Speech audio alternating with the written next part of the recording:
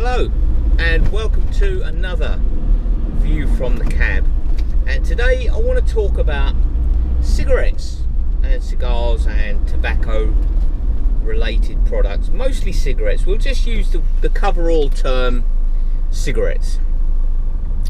And you know, they talk on and on and on at length about how dangerous smoking is, how dangerous cigarettes are, how many different types of cancer that cigarettes will cause, all the other horrible, the heart disease, the emphysema,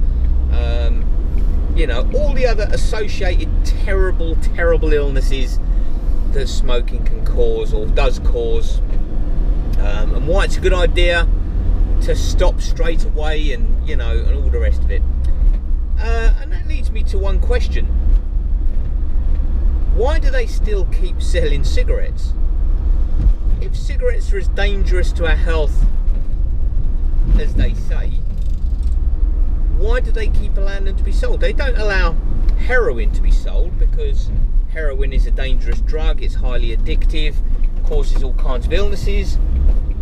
Tick the box for cigarettes. Cocaine is addictive, it can cause all kinds of problems. Tick the box for cigarettes. There's all these other ecstasy. Well, actually, I can't comment on ecstasy, but it causes all kinds of problems. Tick the box for cigarettes. I'll have to check how addictive ecstasy actually is. I'm not sure if it is or it isn't. But you see the point I'm making. Then you're not allowed to buy these drugs, or make these drugs, or sell these drugs. But it's quite acceptable for any adult over, anyone over a certain age, to just stroll into the shop, any shop, large supermarket chains, petrol stations, news agents. They used to be called news agents / tobacconists many years ago. Now they're just called news agents. But you know the type of shops I'm talking about. You can pick cigarettes up just about anywhere. Just about, you can go into a shop, you can pick up a pint of milk, a newspaper, and 20 cancer sticks. And as long as if you look old enough, they don't check. But if you look questionably young, which unfortunately I don't, then they'll check for ID, and there's big fines for people that sell the cigarettes to youngsters. Big fines, loss of their tobacco license, and blah blah blah. But it's just so easy. I mean, I wouldn't even know where to start on buying cocaine or heroin, or any of these other dangerous problem-causing drugs.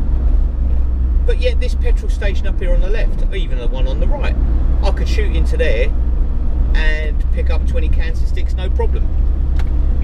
They've seen me drive in, so they know I've got to be at least 17. They take one look at my handsome face, and then they realise that I'm a good bit older than that. And you go in and you ask for your poison 20 Bensons or Rothmans or whatever you fancy, and there you are. You've got a highly addictive substance right there. They'll even sell you all the paraphernalia that goes with it. You couldn't go into a shop and buy crystal meth. If you're even caught with the crystal meth paraphernalia, I believe that's a prison charge thing. You get into a lot of trouble for that, just having the gear. But you can go in and you can buy the hand rolling tobacco, you can buy the papers, you can buy filters, you can buy extra long filters, you can buy licorice filters, you can buy, they'll sell you lighters, matches, whatever takes your fancy. But then we come back to them, the government, they. Why do they still insist? Why is it still a legal thing where members of the public, any member of the public, can just go in and buy these highly addictive, cancer-causing products. I know that there's a lot of people that work in the tobacco industry, and they've all got to have a job, and they've all got to work somewhere. And I know that the tobacco industry, the sale of tobacco, cigarettes and stuff, raises a lot of revenue for the government, a lot of revenue. I'm not naive enough to think, oh well, they don't gain anything out of it. They do. The government gains massive amounts of revenue from the sale of cigarettes, cigars, tobacco, all the rest of it. But they're on it, people. I mean, I don't smoke anymore. I used to. There was a time when I did. I'll tell you how long ago it was when I used to smoke. I used to moan about paying £3 for 20 Red Band.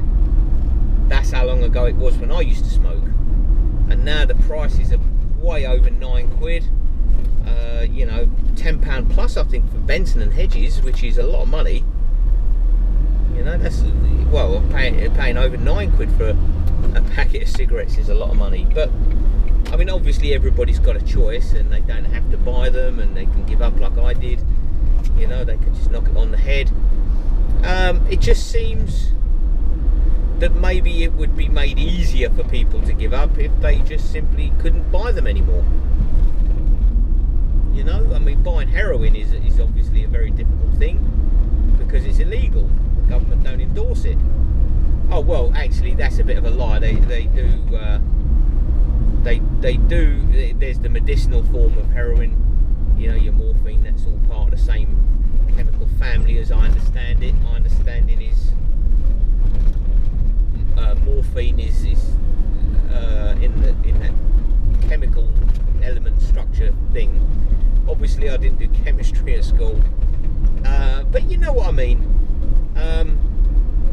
Why do they still allow the sale of? If they really wanted people to give up smoking as much as they claim they do, then they would just ban cigarettes altogether, and they would just do away with it. They don't want people to give up. They say they do. They say, oh yeah, we want you to give up, but not really. Don't try too hard. They like to have a certain amount of people smoking. They say, oh, we want you all to give up smoking, but we don't. We'd love it if you all stopped smoking, but we wouldn't. It's the hypocrisy of the whole thing that really annoys me. If you want people to stop smoking, then stop selling cigarettes. If you want to keep making the money, shut up about it. It's just as simple as that. You're always going to have the healthcare professionals saying people should give up because they know what they're talking about. They know that cigarettes and smoking causes horrible diseases and illnesses, because they're the ones that have to fix it when it all goes pear-shaped for people. The doctors and that are the ones that have to deal with it and cut these tumours out and all the rest of it.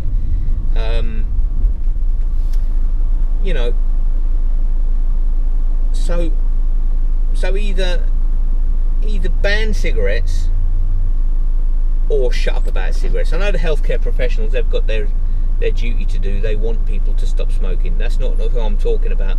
It's the government. The way the government bang on about it all the time. Well, just stop selling them then. I know it raises you 400 million gajillion pounds a day or something, but then they say, oh yeah, but smoking and smoking related illnesses cost the NHS, say, £1 billion a year. And you think, yeah, but those smokers are paying £10 billion a year in taxes, so it doesn't quite add up. If you want them to stop smoking, stop selling it to them, and you won't have to pay that money out at the NHS. That's just a simple thing. It's just a given.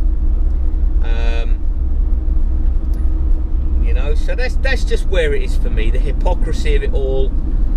I personally would like it if they just stopped selling them, because it does cause a lot of painful, agonising, excruciating deaths for people, and addiction.